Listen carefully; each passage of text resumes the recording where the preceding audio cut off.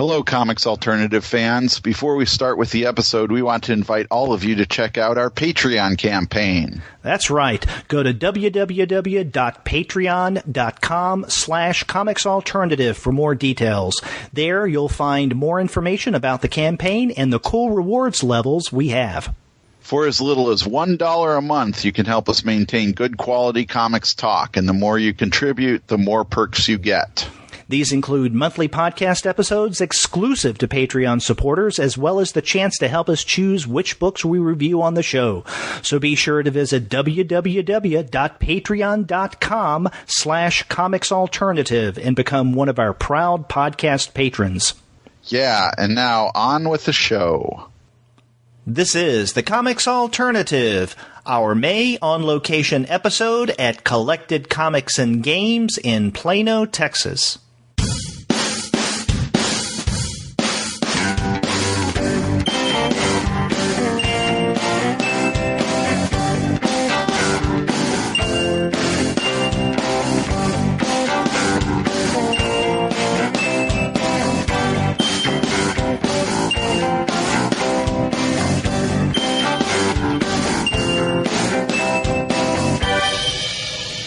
Hello and welcome to another episode of the Comics Alternative, on location at Collected Comics and Games in Plano, Texas. This shop is located at 3100 Independence Parkway in Plano, Texas, which is on the corner of Independence and Parker. So if you know the area, come on down, come into the shop and talk with Freddie and his happy, wonderful, friendly co-workers, and they know their comics, and they'll introduce titles to you if you need recommendations, and they'll help you find the things that you're looking for. The shop has a lot of comics, a lot of books, a lot of t-shirts, just a lot of stuff. So come on by. Collected Comics and Games, Plano, Texas, 3100 Independence Parkway. And as always, I thank them very much for allowing me to come out here every month for an on-location show. And as we have for the past, over 2 years now, we have a group of folks who are here to talk with us and many regulars on the show. Sitting to my left is, I guess we can call him an old-timer, because he's been with the on-location shows from the very beginning. Shay Henham. Like a prop in the corner that you pull out to entertain the guests at this point. Yeah, and you have little strings that you can move up and down and animate you. I am like a marionette. That's right, that's right. But and it's also worth mentioning that Shay is also the co-host of the new monthly Comics Alternative manga show. Although I don't have a PhD. Well, that's okay. That's okay. We can work around that. Your knowledge of manga trumps that right now. Okay. So I'm trying to overcome my feelings of inadequacy to everybody else with doctorates. Okay, well, we'll help you through this. We'll help you through this. And then sitting to his left is Matt. No, oh, I'm sorry. Craig. Matt's to my right. How's it going, Craig? It's going fantastic. Just enjoying the lovely rainy day we have today. Yeah. Was that sarcasm? A little, but... Yeah, for those who haven't experienced this part of the country, we have had nothing but a series of rainy days. Oh, it's been more than that. Tornadoes, flash floods. Yeah. It's been We've fantastic. had the works. It's been fantastic after like 5 years of stage 3 water restriction droughts. Oh, yeah, of course. It's nice. I like it. Yeah, we need the water. And then to Craig's left, and please forgive me for forgetting your name. Chris. So you were here with us when we were here, a couple of weeks ago, I think it was. Free Comic Book Day. Yeah, Free Comic Book Day. Not quite 2 weeks ago. So glad to have you back on the show for our Wednesday on location show. And then to his left is Matt. Hello, everybody. How you doing? Not too bad. How about yourself? Dry. Fantastic. Yes. So, many months we have particular themes where, we're coming to the shop and we discuss some aspect of a comic, or comics depending on whatever theme we chose. And I'm trying to remember, what theme did we have last month? Oh, it was returns. Yes. Right. Comics that had gone away, but now had come back just recently, or at least over the past year. Right. And that gave us, I think, quite a lot to discuss. This time around, we thought we would kind of open things up a bit, as we do occasionally, and to do kind of a general comics talk. So as long as it deals with comics and comics culture, anything goes. So again, comics and comics culture, not anything goes, but the context of Did comics. you guys see that baseball game last night? Oh, I love baseball. When they hit the home run and the field goals and the thing. Now, if you want to talk about sports comics, then that would be great. And in fact, that first issue of Strange Sports. Maybe the second. Has the second one come out? Yeah, it's like Okay. the only sports comic that's out right now, right? I've never heard of it. Okay. Well, actually, maybe this is It's that like- was an it's like interesting sports with impromptu aliens. segue. Yeah. As far Has as anyone I- read as that far yet? as I know, I no. read the Ron Wimberly short story from issue 2, but I haven't read anything else. Chris is going to go pick it up right now. No, I haven't read it yet. So I'm not really big into the whole, sports and comics thing. I just read a review online, and so far it's been pretty decent. The first issue was pretty good, and it's kind of coasting as far as what it's doing so far. So it's recommended if you like aliens and sports. So There you go. So I just went and grabbed a copy of it off the shelf, and the front page is a four-eyed green dude in a blue bodysuit surfing on a lava flow. now, is that issue 1 or issue 2? I have no idea. Issue 2. Issue 2 issue of 2. 4. Okay. I have no idea what this is, but it looks really interesting. But on the front cover, it looks like a newspaper article or a magazine It looks article. like a tabloid. Yeah, the yeah. front page of a tabloid. That's what it looks like. I didn't think of that. And is that issue number 2? Is That issue issue number number two, 2. Okay, and that's the one you say, Shay, you read I one read story? one of the stories in it. Yeah, Okay. because I like Ron Wimberly. It's pretty decent, or what do you That think? story was good. Yeah. Did you read the Hot Guys in Hot Water story? Is that what it was? No. Does it really? It really says Requiem that, for huh? a Frankenstein, maybe. That might be interesting.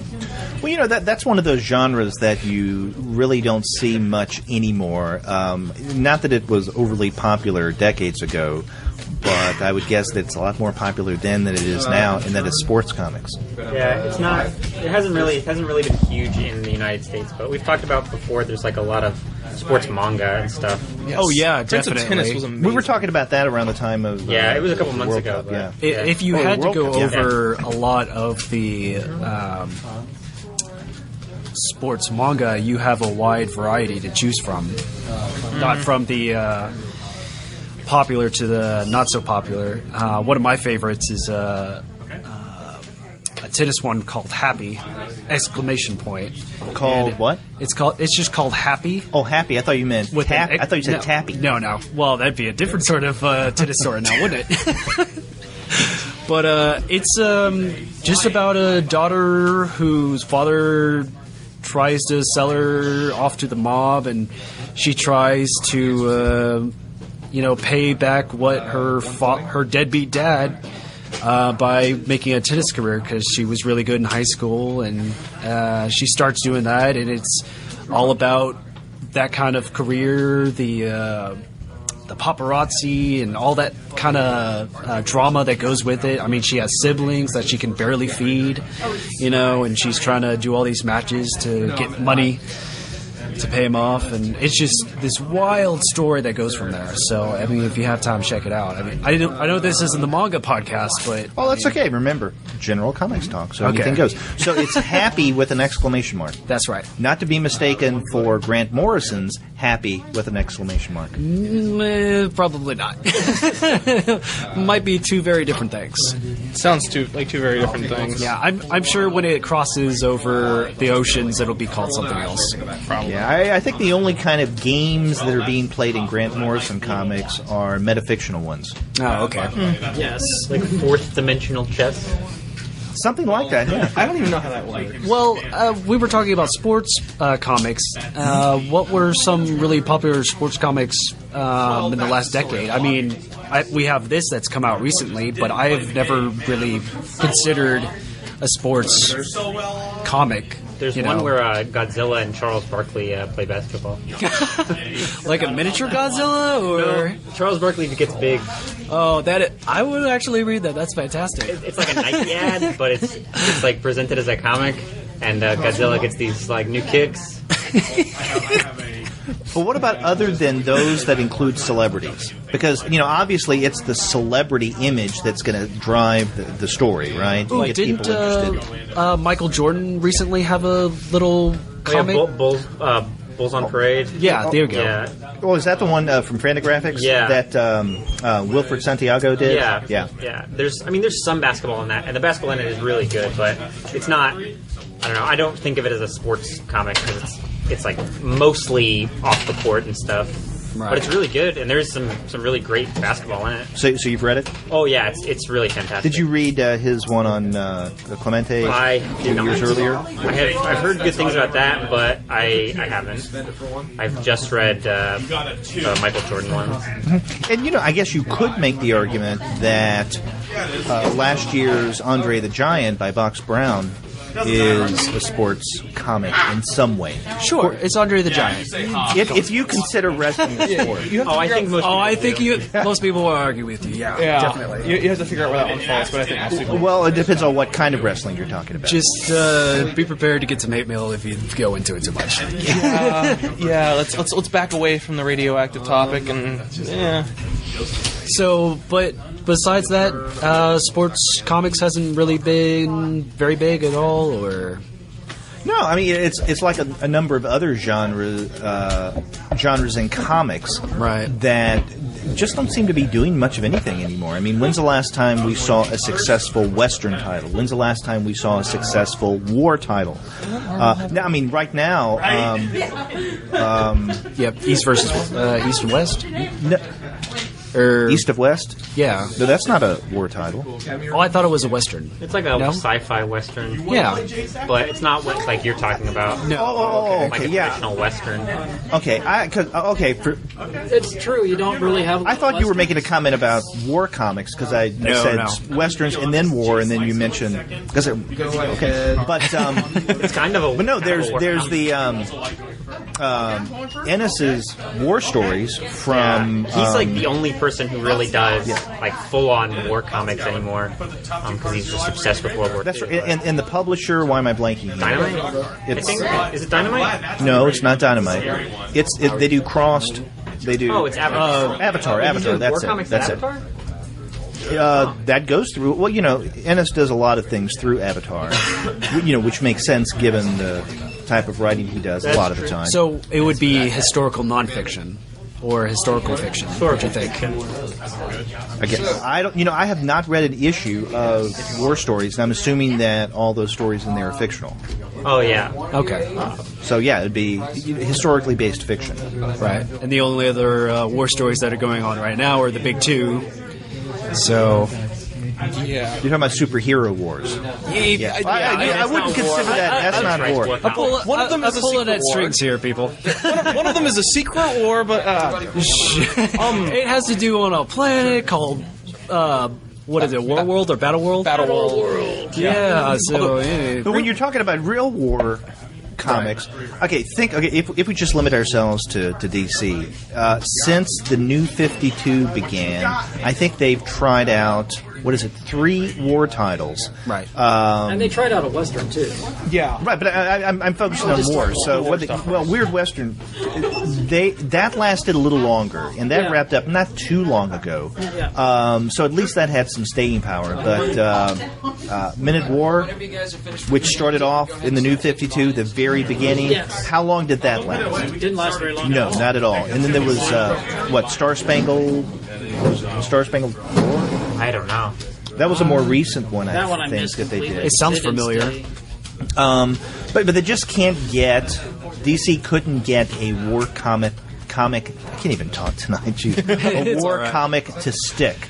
I think Western may be a little more successful, but even then, you just don't have that much interest. You think like Vertigo or Image would have Westerns out the wazoo? They seem to have those artists down to pat as far as getting that kind of imagery. I mean, Vertigo did Loveless. Brian Azzarello did Loveless at years Vertigo, ago. Yeah, years ago. That's the most recent, like, straight up Western comic I can think of. That was Brian Azzarello, right? Yeah. But I don't know. DC's trying, like, like every 6-7 months they try like a war comic with Jimmy Palmiotti, but they're always really bad. Like that's why they don't stick. It's because they're really bad. It's a bit of a shame because I'd kind of like to read a war comic, especially if it was a historical nonfiction, as opposed to a historical fiction comic, because I think that would be a really interesting way to learn about something that isn't just I'm going to go read a textbook. I mean, Jacques Tardy does like World War I comics that are really good, but there's not a lot of like American cartoonists doing war comics other than Garth Ennis does them, like we just said, but. For the most part, I don't know. Actually, I should have done that. Well, Craig, what about that one time you brought up that graphic novel about the that flight squadron? That was good. Oh, you're talking about the Harlem Hellfighters? Yeah. Yeah, that came out, what was it, a year or two ago? That was by the guy that did World War Z. No blue sources. Now his name just left me. Mel Brooks' son? Yes. That guy. That's right. You mentioned that back in February. Yes. We were talking about comics that had something to do with race and ethnicity. Yes, and that was the first African American unit in the American Army going to fight World War I. That one is fantastic. So that would be historical nonfiction, Oh, right? yeah, it's a historical one, but that's the only one I can think of that is coming out anytime within the last 2 years. No one's really doing any war comic titles that I can think of off the top of my head. It's kind of hard to tell the same story again and again and again. Yeah, and I think that's kind of what it's. I think that's well, this is my opinion, obviously, but for a while there, the only war stories you get is World War II. Right. And because as wars go, World War II was a perfect war. You had a definite bad guy, you had definite good guys, and the bad guy was totally a horrible human being. Well, And- not all the good guys were definite good guys. Well, yes, but they were able to mask it a little bit better than.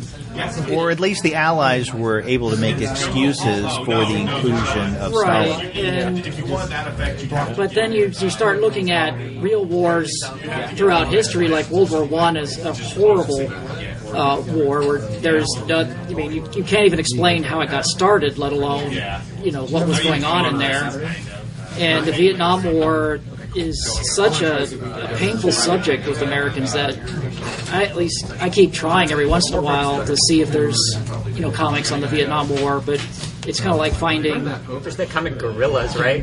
Yeah, God. pretty much. Yeah, war stories are kind of hard. I think they burnt out all the World War II stories that you could possibly have. Well, what about the Civil War? I mean, we have plenty of information on that, and I mean, you figure there'd be a lot of, besides movies and books about It the is Civil interesting War. that at least I don't remember in my lifetime any Civil War comic books. Can't either. There probably is a few, but I can't remember. Well, would you consider Brian Wood's new Rebel? It's revolutionary. Kind of. Now see, this brings up the issue of definition, right? Because it does partake of the Revolutionary War period, but would you necessarily call this a war comic? Now, I've only read the first issue. I haven't read the second yet. I haven't read it at all, so I don't know. No. I've never heard of it. Really? Yeah, Okay. you're going to be getting that a lot with me, unfortunately. It's been getting. Okay, well, listen to our podcast because we reviewed the first episode last month. I missed last month's episode. Oh, there I you started go. further back and Okay. caught up, so. So there you go. But Go to the yeah, archives. Go to the archives. Yeah. That's the answer. Yeah. So, it strikes me though, coming back to the title that you were discussing. What is it again? Harlem Hellfighters. Harlem Hellfighters. By Max Brooks. Yeah, it just seems to me that if there's going to be a comic that deals with war in some way, more times than not, it's going to be historically based. Right. And so that I think the need, or at least the interest in something like this, is maybe not so much on the war aspect as it is on the historical significance. This actually happened. You can read about this in comics form. So when you're dealing, or when you're considering fictional war stories, and a classic example, would be Enemy Ace, or even better, Sergeant Rock, or Our Army at War. Those just don't seem to resonate anymore. I think part of it is that there's this really weird gray area in terms of like looking at wars that I think a lot of comics try and fall into, and they don't really work very well. And what I mean by that is, it's really interesting to look at a war from a really broad perspective of this is why the war happened, this is what it caused, this is the effects that came out of it. I find that really, really interesting. And I also can find personal stories within the war really, really interesting, which I think is why Saving Private Ryan was so popular, or movies of that type. They focus on one person. But if you start just kind of listing the wars, and these are the wars as they happen, and blah, blah, blah, and here's all the list of the wars, and here's who won, it's really, really dull. I think comics sort of fall on the line between here's a list of all the battles and here's a personal story, but not really in either one of them terribly well, and so they kind of just flounder like I am right now. Sergeant Rock, Our Army at War, was all about personal stories. It was, And you know, that is another one that dealt with the Second World War. And I think one of the several problems with Men at War in the New 52 is that they updated Sergeant Rock, and I think it was it Sergeant Rock's grandson? If I can remember correctly. And he was fighting in contemporary wars. I don't know if that really resonated in ways that it could have. I mean, I wonder what would have happened had they made the decision to go back to the old Sergeant Rock and just do more World War II stories. I mean, why not? Because I remember reading, you're right, I can't remember if it was his grandson or great-grandson or whatever it was, and they were trying to do more modern-day wars set in, like, Iraq or in Afghanistan. And for some reason, I don't know, maybe it was the writer or whatever, it was really hard to... What's the word I'm looking for? It's kind of hard to resonate with his story. And maybe it would have been better, because you were expecting... And I'm old enough to remember Sergeant Rock stories. I guess I was expecting a Sergeant Rock story set in World War II and expecting Sergeant Rock, not... I guess it would probably be better. Maybe they just didn't call it Sergeant Rock and just said, here's a new character and here's the war we're going to discuss about. You know, that would have had a different effect on me, at least. Mm-hmm. Because I couldn't, kind of like you, I remember, Sergeant Rock back from the 1970s. I mean, that's when I started reading comics. And that, in fact, that was one of my favorite comics. And I tended to gravitate more toward war comics than superheroes, in fact. So that was one of my favorite titles. I couldn't help but think, in reading the first several issues of Men at War, the old Sergeant Rock. And this is not the old Sergeant Rock. So why not just start afresh? Yeah, that's kind of what I was wondering when I was reading it. It was like, why this guy's a pretty cool character, stop calling him Sergeant Rock, let's just call him somebody else, and they could have started it off better, and maybe it would have resonated better with people that were expecting a Sergeant Rock comic, like myself, and you were as well. And maybe it could have lasted longer.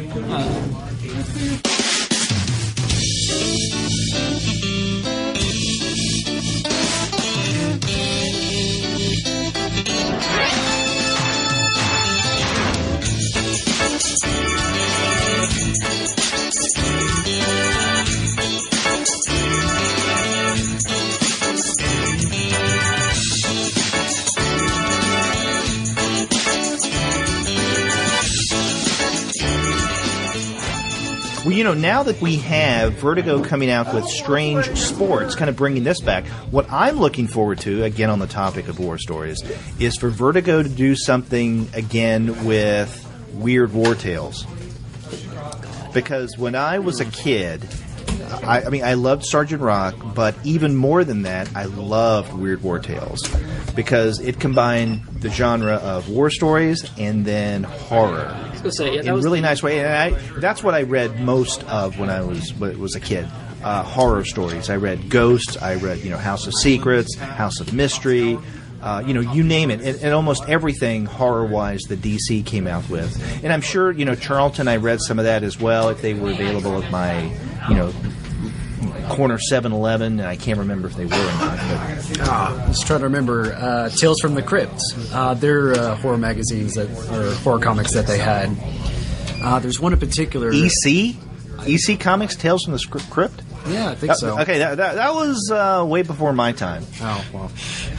I don't know. I just remember... You're talking about reprints, I hope. Yeah, okay. Owning a soft trade of...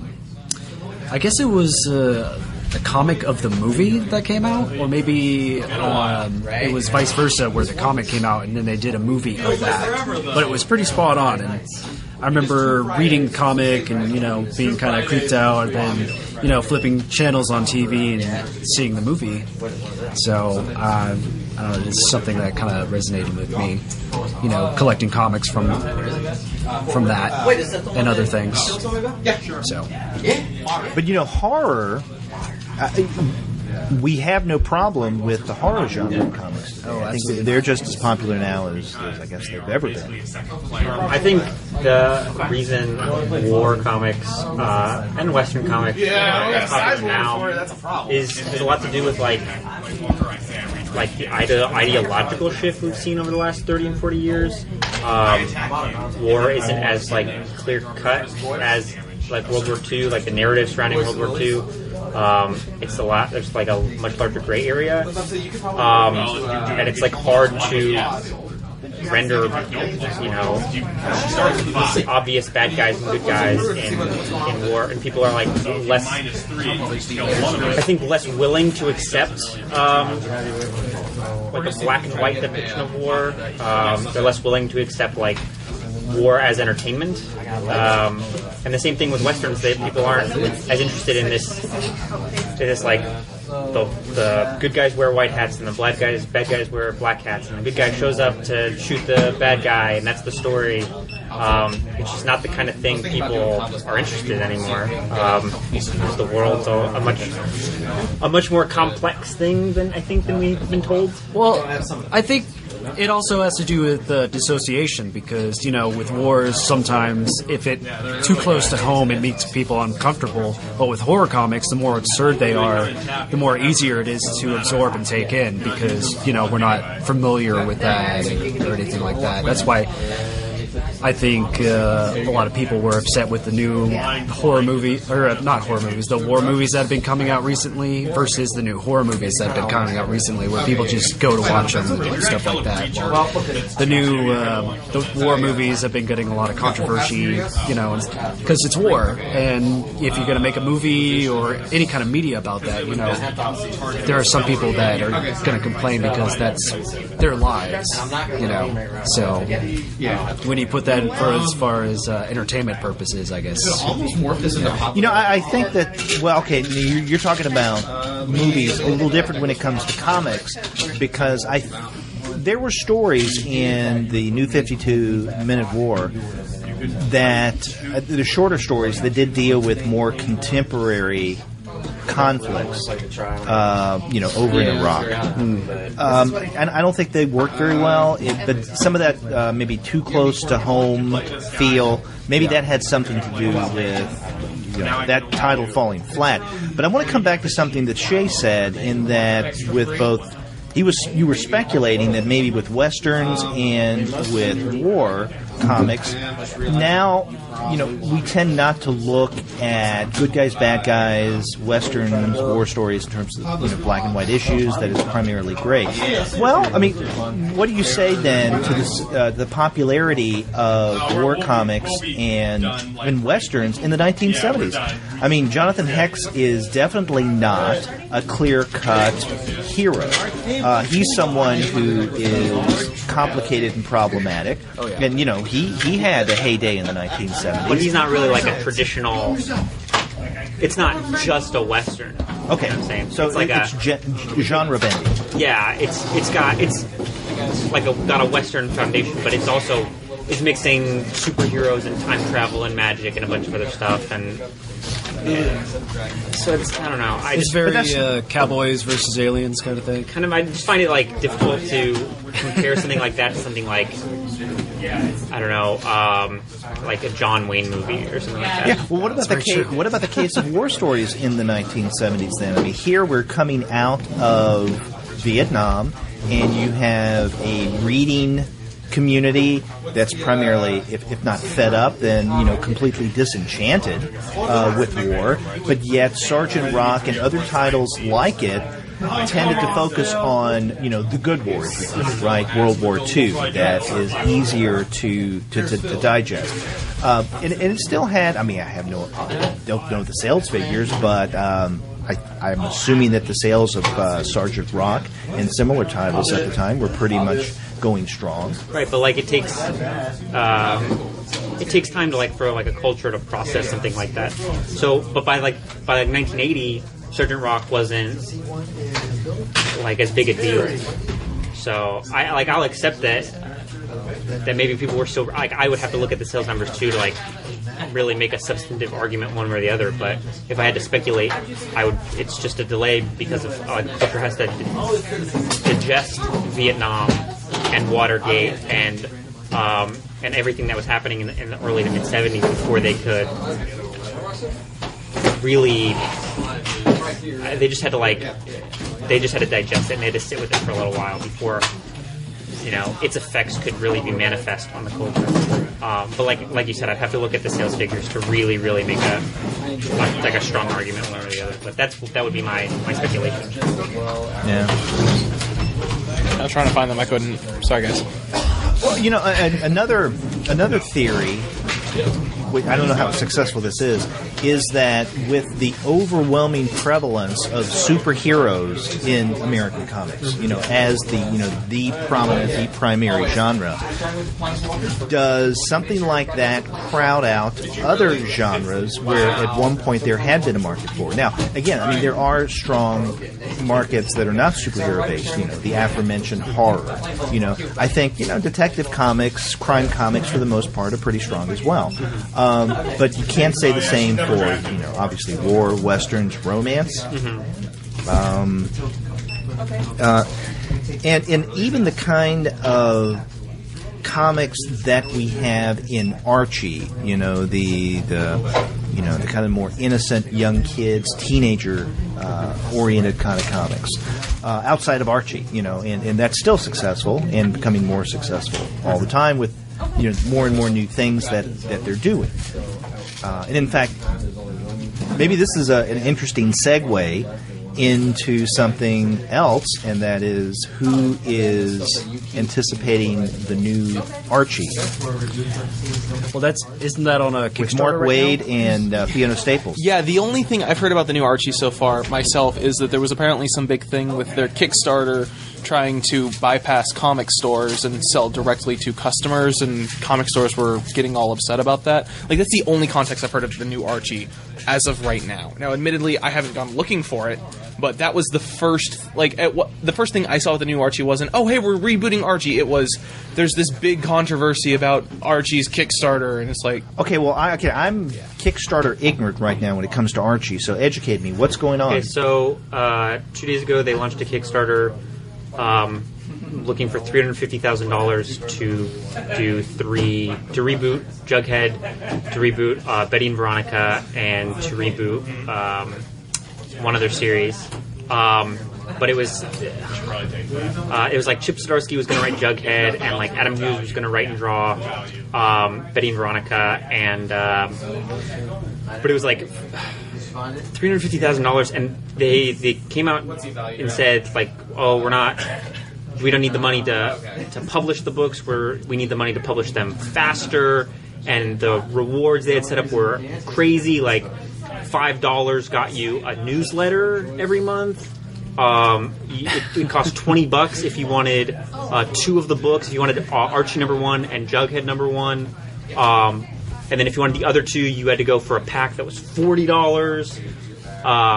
And it was just crazy. Okay, so that's what that was. Today I saw a reference to a story of new Archie, and I didn't read the story. I just kind of passed it over because I was looking for something else. So I guess that's what that referred to. Yeah, but like, I mean, 2014, Fantagraphics did 39 books with $150,000, and Archie's looking for $350,000 to publish 3. And they just signed a deal to like have their books in Target and Walmart. Right. And yeah, they were like retailers. The only way retailers can get it is that they go in for like a special retailer package as part of the Kickstarter. So retailers were really pissed off, and there was no mention of like if we exceed our goals, if any of the creators get any of the money. So it was just like a total lack of transparency. They were asking for a crazy amount of money. The rewards were all weird, and they just completely mishandled. Huh, okay, see, I did not know about this, but, Archie #1, the Mark Waid Fiona Staples, I mean, that was solicited last month, and so orders for that are already out. So they're going to take another strategy Yeah. for the other But titles? like they said, they're just trying to publish them faster. Like, that's what the money is for. But, like, what is the money going to if you already have the money to publish it? What do you mean publish? Okay, this strikes me as strange. Publish them faster. I mean, Archie Comics already pumps out so many comics a month. It's not clear to anyone where that money is going, like what that money is going to facilitate. But that's what they're saying is that phrase exactly. It's going to publish them faster. Which is why everyone is confused and like kind of hesitant to give them money. Let your dollars be the lube. Yeah, there you go. But it's they did not do a very good job No. of that Kickstarter. And this is another issue when it comes to, I guess, comics and Kickstarter is, when larger companies or entities, individual or corporations, use Kickstarter, I don't know, that just rubs me a little wrong. I agree. And I guess when it comes right down to it, why not? But still, I just see Kickstarter and Patreon as places for independent creators or teams of creators. In other words, people who do not have corporate or big business backing to be able to do things like this. And so, I mean, you can be a big name like Gail Simone, who's done Kickstarter before, and do a creator-owned title like that. I have no problem with that. But when a larger publisher like Archie Comics does this and, makes whatever rationale that they're trying to make, It seems very suspicious. it seems suspicious. And another thing it does is it competes with others who have Kickstarter campaigns who are probably in much more need Oh yeah, to get their product out, new comics and Squirreliers- otherwise. The new Squirreliers, they came out, I think in November or October last year. That was a Kickstarter campaign that one of my friends, Nick, was paying attention to, and he let me in the loop as far as Nick right back here. Yeah, Nick right back there. Who's playing? What are they playing back there? Oh, they're playing Magic. Okay, so he's playing Magic. He's not talking with us on comics. But he's here in spirit, though, right? He gave you the thumbs up. He gave us a thumbs up, so he's here in spirit. Right. So anyway, he told you about this? Yeah, he told me about Squirreliers and gave me the heads up that it was going to be really good. And it is. It's fantastic. Okay. So.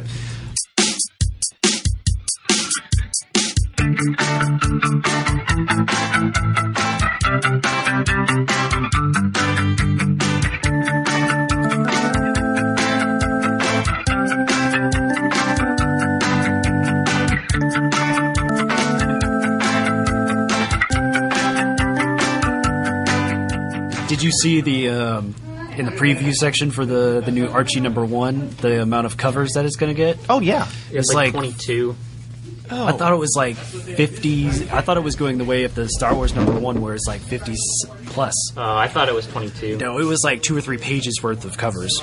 and I can't remember. Yeah, I can't remember the number of covers, but normally I don't like variant covers because I think that it's it's a scheme. Right. But I have no problem with Archie doing this because basically you can choose whatever cover and they're all the same price. It's not like you get this if if a retailer orders 500. Well, you'll have to go to New York when it comes out in order to get that specific cover, or Comic-Con to get that specific cover. Right. It's So one this of is those much kind of more deals. democratic. Yes, it is. It's I think most of them when I read it was per state or per event kind of deal. Yeah. So. And just somebody who has to collect all of the things ever, that really makes me twitchy because it means I'm not going to do it because I don't care about Archie comics. Well, you're the kind of comics reader that these guys are banking on. Yes. Literally banking on. Yes. Well, some of the covers did look very good. The old style versus new style versus different artists that never worked on Archie before doing covers for Archie. So Now, I usually don't get or pre-order Archie comics when I get my comics, but I did order an issue of number 1, and I requested the Joe Eisma cover. See you later. Why? Because You're making up for that time. okay, well, there's that. But also, no, I'm much more apt to see Joe at a local con because, he's from the DFW area. So when I get my issue, I'll take it the next time I'm at a con that he's going to be at so he can sign it. Because chances are, I would be able to see him. And plus, I like his art. There you go. Granted, I did give Morning Glories a hard time a few years ago, but we won't go into that because listeners have heard me bring this up a number of times.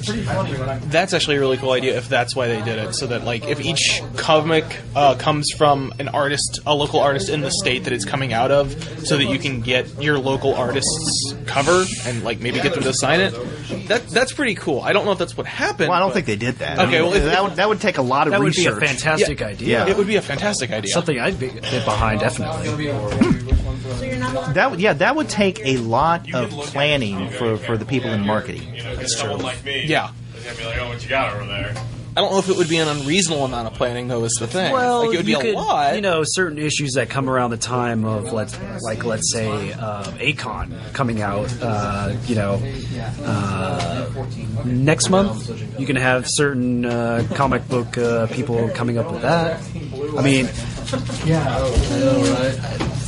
I can't remember who's showing up at Comic-Con this year. You're talking about San Diego? Or are you talking about Dallas Comic Con? Or are you talking about the Dallas Comic Con?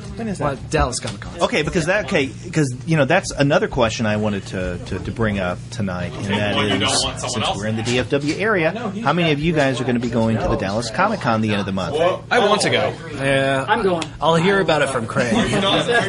So Craig's going, you're not going, you want to go, Chris. I might be going. It depends on if I can get the funds together without dipping into my BlizzCon funds. Yeah. So I'm going to BlizzCon. So Okay. What, BlizzCon? Blizzard Gaming Convention okay. in Anaheim in November. Oh, okay. World of That's a big Warcraft and trip. all that stuff. Yeah. Okay, and you're probably not going. No. You just don't strike me as the con kind of guy, Shay. Yeah. Not even Akon or anything like that? No, I just bought a couple William Gibson books, so I'm going to read those instead. Okay. It's a good trade-off, I guess. You'll be entertained well enough. Now, Social enough. I'll be going because I have a media pass. In fact, this time around, I got a media pass for the entire weekend. Oh, very nice. So I'm not going to be going on Friday because I have to work. Are you going to any specific panels? I don't know. What I usually plan when I go to cons like this is all related to Artist Alley. So I look to see who's going to be there, and I go with my recording equipment, Right. stuff that you see in front of you now, and I talk to creators. And many times, in fact, most times, there are creators there who aren't listed on the program, very local people who come in, and I like to talk with those guys as well. If they're doing something that seems interesting, I think that it's a wonderful opportunity for me to be introduced to something very new that I didn't even know existed before that moment. But also, it gives that creator an opportunity to talk on the podcast, and, our listeners can find out something about it and look them up. Well, I'm very looking forward to that. Yeah, that'll be really cool. Yeah. I kind of... never mind. Can we back up just a little bit to Kickstarter? Because there was actually something I wanted to ask you guys, and that's, do you guys do... am I the only one who will go to a webcomics Kickstarter that's doing a print version of the webcomic to get a print version of their webcomic? Do you guys do that, or is that just me? Because... it wasn't super recent, but there's a webcomic I absolutely adore called Ava's Demon that had... Ava's Demon? Ava's Demon. AVA''S. Oh, Demon. Ava's Demon. Yeah. It is quite possibly my favorite webcomic right now, which is impressive for me because I have a lot of them. And they had a Kickstarter a couple months back where I spent quite a bit of money, but I'm getting hardcover versions of both Volume 1 and Volume 2, and they're like 400 pages each. Do you guys do that, or No. is that just I me? haven't been on Kickstarter in I don't know how long. So No, I don't read real webcomics, so... Well, I don't really look through Kickstarter like I want to. I keep telling myself, oh, I got to see what's going on, and then I keep forgetting. So I'm a little bad about that. But like you, though, Chris, I do want hard copies of, let's say, certain collections or volumes that come out from webcomics that I really like. but I don't think that I've gotten any yet. Now, if you're a big webcomics fan, do you know about our monthly webcomic show? No, Okay. I do not actually. It was one that came out this week, right? This weekend? Came out last week. Oh, okay. Yeah, the webcomic show came out on Friday, the one for May. But yeah, we have a comics alternative. Back in December, we started a monthly webcomic series, and we every episode we look at 3 webcomics, 2 that are current and ongoing, and 1 that it's already completed. Okay. And you know, when you're reading these, you can see on the website if they have the hard copies available. And sometimes they make them available through Kickstarter. You know, sometimes they don't. And I know one title that I absolutely love is Vatu, and they have at least 1 volume out. But you know, I don't know. I could get it, but then I think to myself, you know, I've just read the webcomic. Can I really justify buying a hard copy of something I've already read and I can easily access for free? It's for prosperity reasons. You know, it's having that physical... Posterity, not prosperity. Oh, if it were prosperity, I had all the money in the world, it'd be fine. It's having the physical copy. It's why I don't get on the Nook or anything like that. It's nice to have a digital copy of a book, but having the physical copy is even better for me. I guess it just depends on the person, really. Yeah, it's also, I guess, kind of the same reason why some people prefer to have the CD of their favorite video game and not a digital copy, because Exactly, if all yeah. the digital copies disappeared tomorrow, I still have my physical copy. It's same principle. Yeah. Yeah, it's similar to that. It's also, and like I said, you know, I probably already aged myself here, but it's having a physical copy inside your hand means you actually own it. If it's in the cloud or something, I don't own it. It's out there somewhere. I don't physically have it. And yes, I know I could download it and put it on a CD and package it and all that good stuff, but you never do that. It's like, but you can buy a hard copy. It feels more like you have it and it's yours. Yeah, and then I think another really big thing, at least for me, is that you're supporting the artist. Yeah, exactly. The artist put a lot of work into these things, especially the one I was talking about earlier, where they put out like 4 or 5 very large single panel pictures every 2 times a week. Mm-hmm. They're on hiatus right now, but it's normally For like, this title that you... Ava's Demon. It's like 5 issue. It's like 5 large single panel images on Tuesday, and then on Monday, and then 5 of them on Thursday. And they put out a lot of art in a short amount of time, and I am more than happy to support you and get a copy of it for myself at the same time. That's why I really like webcomic Kickstarters. Plus, is the fact that you have it immediately. You're not getting on your computer, going online, sorting through all the ads, waiting for each individual page to load up for each panel of comic, or however it actually in the format of media. Because certain ones will have like 3 panels per page, and then you have to click next, and so on and so forth, and go through that. Right. Yeah, and there's also a lot to be said for the experience of reading something in physical form. Right. So you have the tactile feel of the book, the way that you turn the pages. I mean, that can be very satisfying, especially if you're used to that as a requirement for reading. And, for some texts, new as well as old, there's the smell as well. Oh, yeah. There's nothing that beats a new book smell. Or even an old comic smell. Oh, yes. I agree with True that enough. fully. Yes. Yeah. It's those in between. They're not new, Yeah. they're not old, they're, I don't know what they are. Right. But no, I mean, so all of that, I think the whole physical aspect of, holding the book, turning the pages, looking at, the color and the way that the paper, the cover, kind of takes the cover, or the color, in a way that digital can't, or at least some aspects of digital. Case in point, Talking about color. case in point, this one of the books that we reviewed on this week's regular review show that just came out today, Wednesday, is Operation Nemesis, which is a really good title. And we were talking about historical comics earlier. That's an example of historical comic. This is an account, or at least one aspect of the story of Operation Nemesis, which was an attempt by Turkish expatriates after the First World War and the Armenian massacre, what's called the Armenian Holocaust of 1912, maybe. And it's about the assassination of what's his name, Talat Pasha.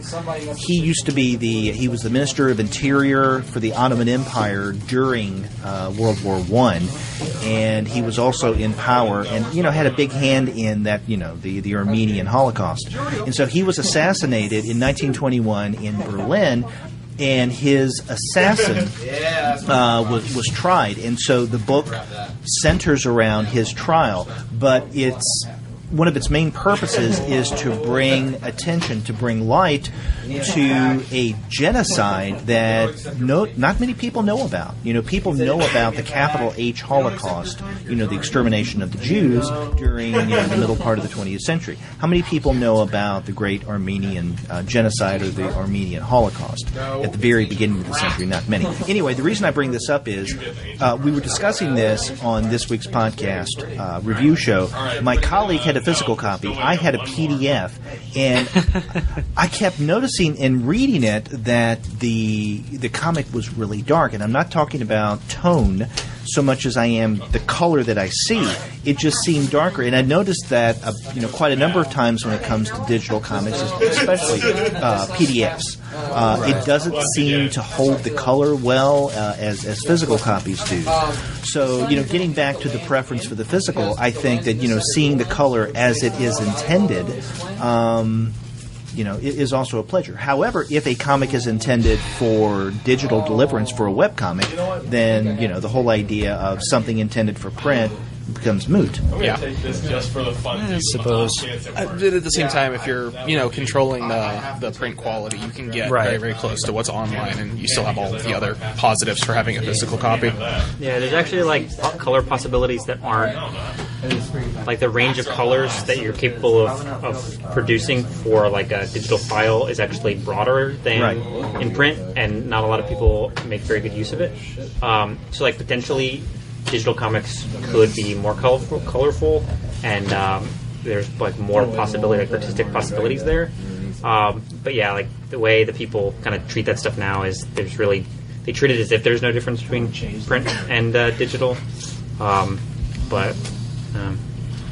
Yeah, and also what a lot of publishers do, and I understand this and why they do it, is that they will reduce the file size so that it could be easily stored and easily delivered to reviewers, right? Because that's primarily what it's used for. And when they do that, then they take away, a little bit of the quality, sometimes the sharpness, sometimes even the speed of reading. I've noticed that with some PDFs, it takes a long time to scroll from one page to the other, whereas if they used a different format or if they saved it in a different way, then the ease of, shifting from one or scrolling from one page to the next would be a little quicker, at least noticeably quicker for me. By definition, when you compress something for storage, you're going to lose something. Right. Almost certainly. And again, I understand why they're doing it. I don't blame them. It's just, for reasons like that, I prefer a hard copy if the original intention was a hard copy text. Amen. I agree. Yeah. So.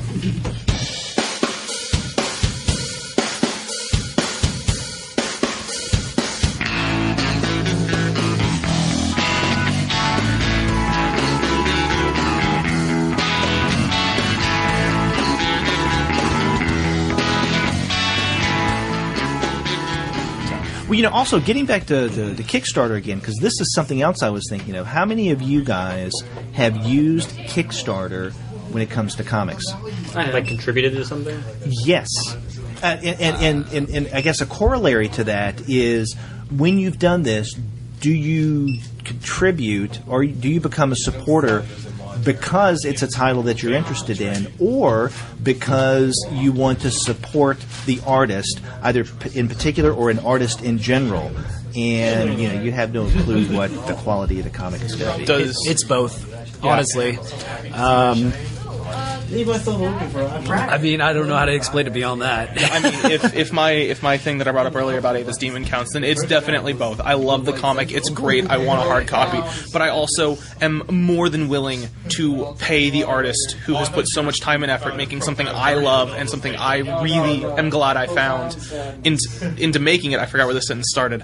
I am more than happy to give them some money to sort of pay them back for all the effort they've done in making me happy. Right. And I'm which is different from paying a corporation. Yes, Yes, it is. Yeah.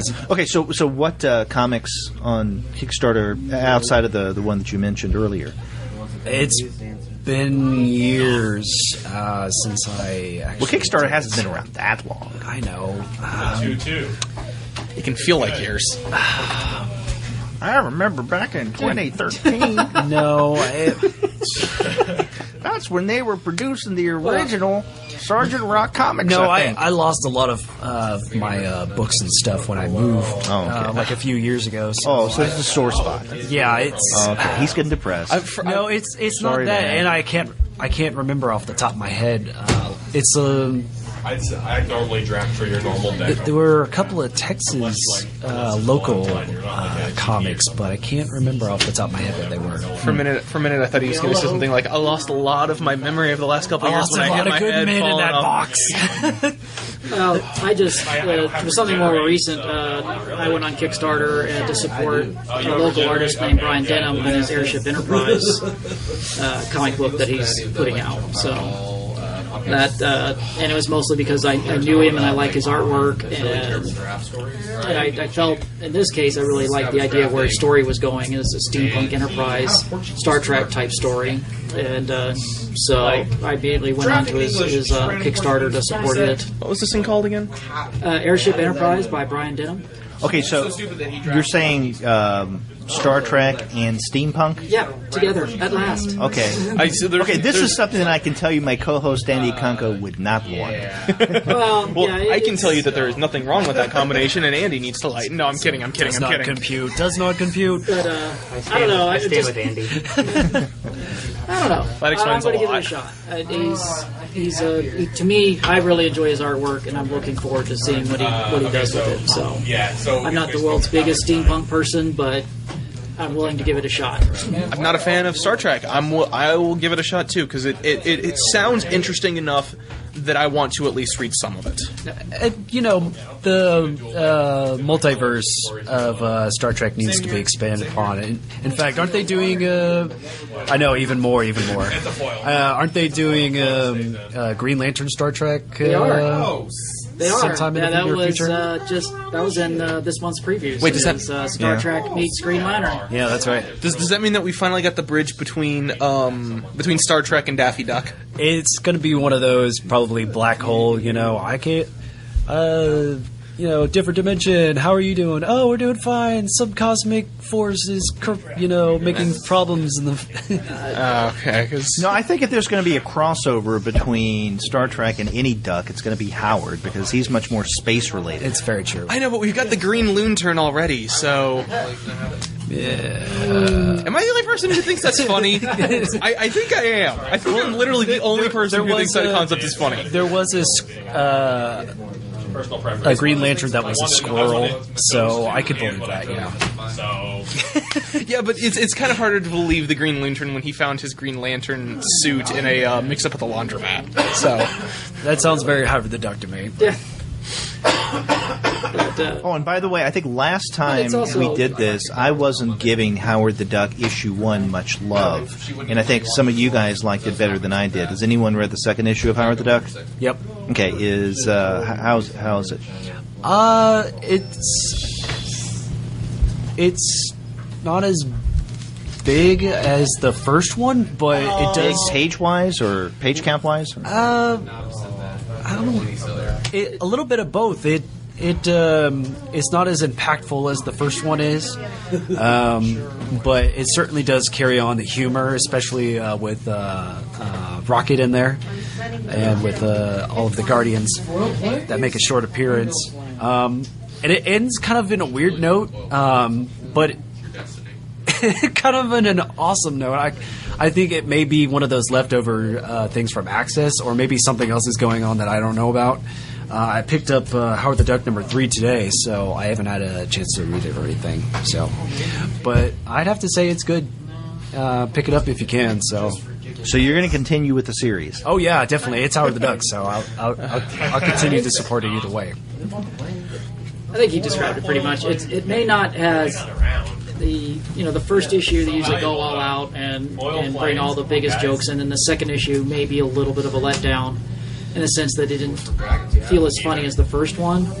Maybe tried to make it a little bit more serious than the first issue, but I still really enjoy it. It was a fun read, and that's kind of what I like it. It's just a fun read. Anybody else has read it? I have not. I don't read superhero comics. Oh, come on. That sounds like that sounds He's like not a Shay. superhero. But there's superheroes in it. That's Marvel. Well, I mean, that goes back to, and I'm not going to, really return to that point of argument again. But I mean, that is one of my issues with Howard the Duck is that they're kind of forcing him, and I know that he's part of the Marvel universe, and this is nothing new. But I think that they're a little overly diligent in trying to wedge the superhero universe into Howard Duck to the point that it just becomes a little annoying to me. I mean, I'd much rather see him stand on his own. Because let's say if he were on his own and there were maybe references to the Marvel Universe mentioned in passing, but you didn't actually see She-Hulk or Spidey or whoever else in there or Rocket Raccoon in the actual book, then would you still call Howard the Duck a superhero title? I guess because it's a Marvel comic published by Marvel, the Marvel Universe. Well, but Marvel publishes, even though 99.9% of the stuff that they publish is superhero, they publish non-superhero stuff. What about the Wizard of Oz? What about what was that? That's true, but that's not set in the Marvel Universe. Oh, right. Okay. It'd be weird if it was. And see, Marvel could do it. Marvel could Gotham do it. Central is just superhero comic.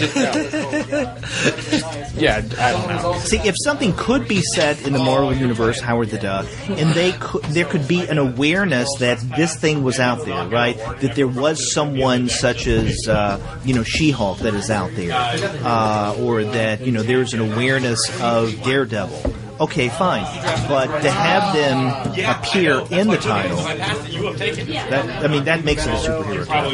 But that's really my biggest problem with Marvel and DC is that at the end of the day, anyone working for them is beholden to their editorial edicts, and that usually leads to really boring comics. I mean, I don't know. Well, maybe after Secret Wars. Howard won't be so saturated in everything because of whatever happens. We might get less superheroes around. We can only things might become a little more devastated that he has to deal with. Yeah, I think that'd be interesting. I'm going to actually bail out here, guys, because I need to go see a man about a 9,000-piece puzzle before they close. So that sounds like the premise of a joke. I will work on it. And if I come up with one, I'll let you know next time. Well, Chris, thanks for joining us again. Thanks for having me. We'll see you next month. See you next month. See you later, man. And then there were 4. Okay, so I was going to ask you guys what you think of Convergence, but given our previous conversations, I'm sure that we'll defer to Craig because he's the only one. Oh, you have been reading it. I've been reading it. Because I know you've really dissed Convergence. Well, I said interested issue 0 was worth looking at for that one thing, but I haven't touched it whatsoever. So I usually defer to my friend here in order to fill in the gaps. Mm-hmm. So it's DC's version of Secret Wars. That's basically what it is. And I read it because of which Secret Wars? The original or the second one or the one? Okay. No, the original Secret Wars back whenever that was published in the early 80s or late 80s.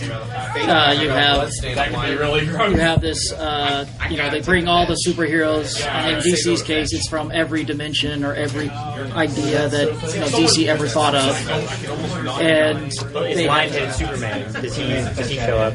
he hasn't shown up yet, but maybe. Well, the series isn't worth anything yet. Not yet, but he could be there. Has the Bizarro world shown up yet? That would be unfortunately awesome. not yet. Oh, no. But Captain Carrot has shown up, and that made me happy. So. Oh, okay. But yeah, it's just basically kind of like they. All of these people, and they have to fight to the being that's controlling. Or I'm going to call him the Beyonder because I can never remember his real name. Has decided that if you want your universe to stay around, you have to battle the universe right next to you, and the survival of the fittest. And it's kind of fun. It's just it's escapism at its best. It's just fun. Right. And it's like Superman versus Batman versus Wonder Woman versus Green Lantern versus Like I said, it's just if you're. I mean, I know it's not going to broaden your horizons or increase your intellect or anything, but it's just pure escapism. It's a lot of fun. And it's a good excuse, like these different multiverses are showing up again. It's a good excuse for people who like the new stuff for convergence that are coming out to say, hey, I like this. I'm going to go back and read the older issues where this was, a thing instead of everybody getting killed off or whatever. Yeah, exactly. If you're not a fan of the 52, they're bringing back all the guys that before 52, like the clone Superboy and all of those great stuff. And it's just fun to remember the days when I actually used to like DC superheroes a little bit more than the 52 ones.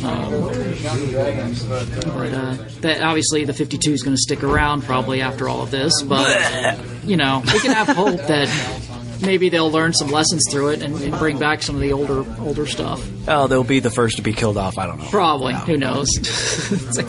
Who knows? But like I said, it's just escapism and fun, and they have interesting ways to kill very, very powerful characters. So.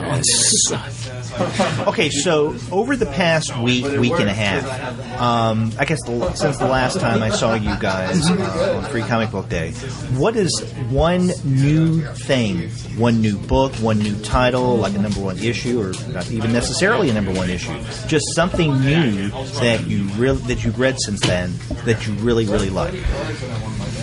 I don't know. That last issue of Zero, that's where it's just like William Burroughs and Allen Ginsberg doing shrooms in Tangiers is pretty cool. Al Scott? Yeah. Yeah, that was good. I like that. It's got like a phallic mushroom on the cover. It's a cool comic. Now, had you read Zero before? Oh yeah, I've been reading Zero the whole time. Oh, okay. So that was just like the last issue of something that I read that I really liked. Oh, okay. Actually, I guess I wasn't clear. I said I meant something brand new. Oh, I got nothing then. Really? Nothing Harrow County came out just today. Oh, how was that? I haven't read it, but it's. What's something you've read you really like? Oh, Harrow County. I haven't read it, but well, I picked a whole bunch of stuff up today. I haven't been to the comic book shop in like a week and a half, so I just picked up a whole bunch of stuff, and I haven't read through anything yet. But wait, I read something new. I read the first issue of Fight Club 2, but I didn't like it. It was horrible. What about the first issue of Fight Club? Yeah, it was awful. Just as awful? That's been getting high. Well, no, you said you read the first issue. It's called Fight Club 2. Yeah. So Fight Club issue #1 of Fight Club 2. Oh, okay. I get it I got now. confused there for a second. Now, I read part of what I assume is in the first issue of Fight Club 2, because the selection of it was in the Free Comic Book Day issue that Dark Horse came out with. And I thought, okay, I guess. Yeah, it's really, really, really like boring. It's just not good. It's got good art. Cameron Stewart draws a good comic, but it's like all the bad parts of a Chuck Palahniuk novel, but none of the good parts. So it's more psychological thriller kind of? No, it's just like really boring and like nothing new. Nothing original. It's kind of misogynistic. Just like Fight Club, or and like all of the parts that are like interesting or new or just like patently absurd. Yeah, that's the only new thing I've read. So it's just like Fight Club. Kind of, but like it's a sequel that's like the same. It's going to sell like 1 billion copies, though. Well, then I guess something I did pick up a couple of weeks ago that I really enjoyed was Jim and the Holograms. I thought that it follows along the story of the not the cartoon, but the Toy Story line. What they Because there was actually a Gem and the Holograms earlier, like in the 1980s or something. Like way old. Well, the 1980s isn't way old. For me, it is. Okay, then that makes sense. Way, Craig and I feel bad because we're talking me. about 1970s comics. Well, I'm sorry. It's just, when it's beyond my own age, It's way old. Yeah. Sorry. But yeah, I mean, it's fantastic. The story so far is really good. It's kind of slow on the pick-me-up, but the imagery and the colors are just fantastic. So I really enjoyed it so far. Okay. Not familiar with that. I mean, I've seen it. I've seen Right. ads for it. I've seen covers. Right. And there was a whole big to-do when issue 1 was originally solicited. So. Yes. Anybody else? What I've been really enjoying is I've talked about it before, but the sequel to the Elric book by Blondel has come out with the second one called Stormbringer. I'm sorry. So what is this now? The Elric. Okay. And the sequel came out with Stormbringer, and that book is just beautiful. I mean, it's just really. The art is, of course, wonderful and it's well written. If you're a fan of epic fantasy, highly recommend those two books, Elric and Stormbringer. I don't know how else I can describe it, but it's just a fantastic book. Highly recommend it. Those guys have really found a way of making one thing I didn't know it could actually be written in a comic book form and get all of Moorcock's ideas onto it. He's done a really great job. So that was something new and exciting that I really enjoyed. That's interesting because in asking you guys this question, I was sure that at least one person would mention an Image comic, and because you guys really like Image from. I mean, I've read the Image books, but nothing new. Well, all this stuff that has come out recently is a continuation from stuff that's come out this previous month. So I don't think they've. Yeah, but every week with Image, they come out with these new series. I mean, I read the first issue of Kaptara. Well, yeah. Okay. So nothing that's caught my eye. Okay, so. that's caught your eye. Right. Now, I started reading Kaptara yesterday. I was at lunch and I had my iPad with me, so and I had it digitally. So I started to read, and then I had to cut it short after the first 4 or 5 pages. So, what's it like? It's good. It's just like I really like the Kagan McLeod art, and we'll have to wait and see how good a writer is. We'll have to wait and see how good a writer Chip Zdarsky is. But it's okay first issue. It's a lot like all the other first number ones that Image has been doing. That it's like it's a space odyssey like, kind it of just thing. feels like it's trying too hard a little. To like sell you on the second issue, it really does feel like a lot of the other number ones that are more like sales pitches of the series than of like solid first issues. But it's okay. Like I said, I really like the Kagan McLeod art, so I'll have to keep reading and check it out. But it's okay. Is that going to be your new issue that's come out recently that you really enjoyed? Yeah, I don't know if I really enjoyed it, but I liked it. Yeah. Did you multiply by 100? So anything you want to promote? No. Oh, come on. You've always got something, right? No. Nothing this month? Nah, I don't have anything. All right.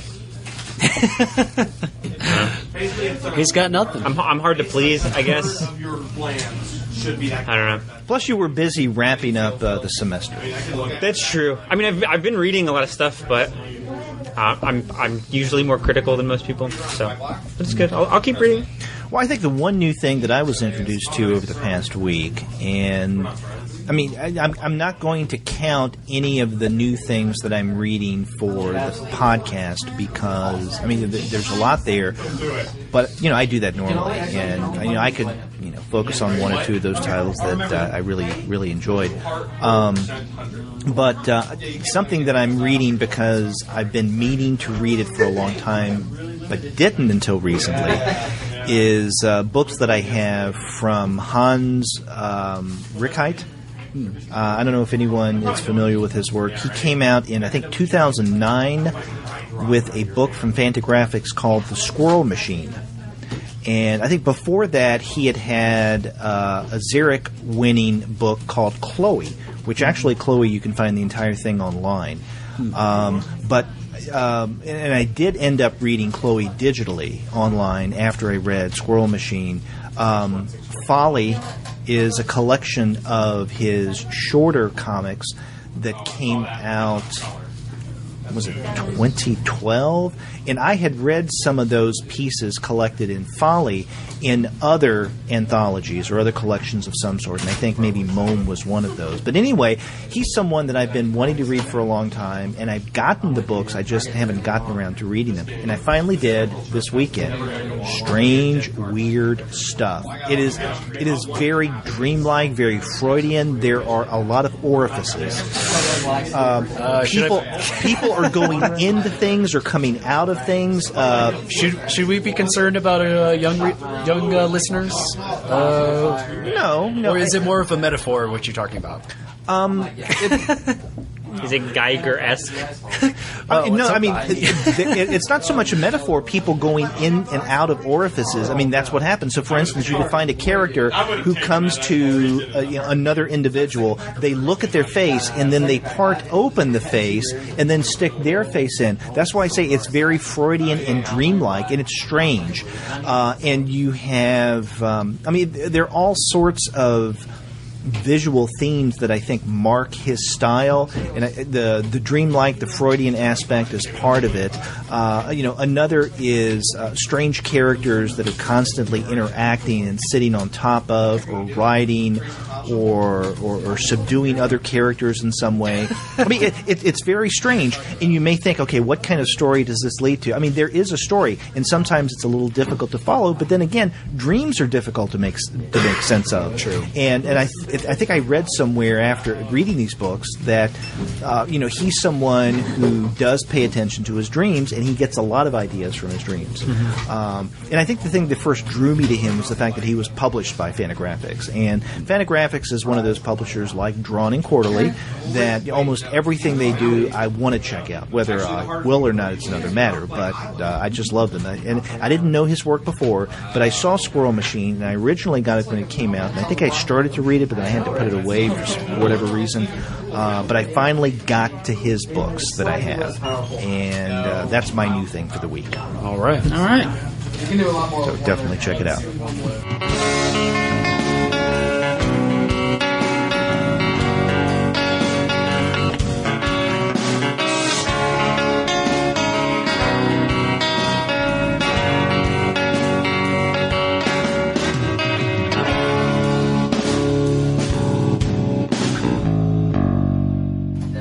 So, okay, how did we start the podcast? We were starting with, in terms of the topic, because the topics have really meandered quite a bit. Yeah, well, we started with war stories, I think. Yeah, when you gave us a free rein, we really go at it. And I like that. Yeah. I appreciate it. That's one of the great things about these kind of general comic talk shows is, anything goes. We don't necessarily have to stay on much of any track. So we talked about war comics. We talked a little about westerns and genre. Mm-hmm. Where did we go from there? We went back to Howard the Duck at one point.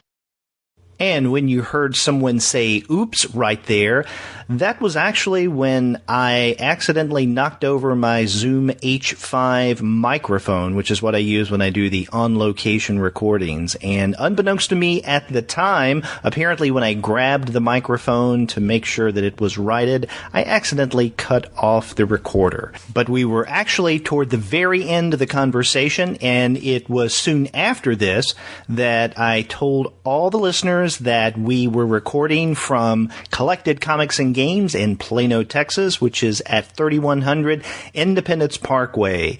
It's on the corner of Independence and Parker in Plano, Texas. And if you're in the area, then come on down and see Freddie and the gang, and they'll help you find some great comics. And then after you do get your comics there or elsewhere, get in touch with us at the Comics Alternative and let us know the kind of things that you're going to be reading. You can get in touch with us by going to our website, which is comicsalternative.com. And in the right hand of your browser, you will see a tab that says Send Voicemail. Click on that, and from the comfort of your own computer or portable device, you can record a message. It is just that simple. Thank you, SpeakPipe. Or if you want to do it the old-fashioned way, you can call us on the phone. Our number's 415-3-COMICS. That's 415-326-6427. You can also email us. Our email address is 2guys@comicsalternative.com, and you can reach me directly at Derek@comicsalternative.com. You can also follow us on Twitter, and a lot of you do. We appreciate that. We're at the number 2 Guys with PhDs. You can also find us on Facebook, on Tumblr, and on Instagram. You can subscribe to the podcast through iTunes. You can stream us on Stitcher. You can also find us on TuneIn, and you can find every single one of our episodes as well as our list of reviews and comics-related commentary that we post on our blog. And that's at the website comicsalternative.com. There are so many ways to get in touch with us and to participate in the joy of the Comics Alternative. For instance, you can go to the forum. You can send us an email. You can leave us a message via SpeakPipe. There's so many ways, and we'd like to hear from you. So thank you for listening to this show. Despite the technical difficulties, we had a good time. And we will be back next month for another on-location show at Collected Comics and Games in Plano, Texas. Until then, take care.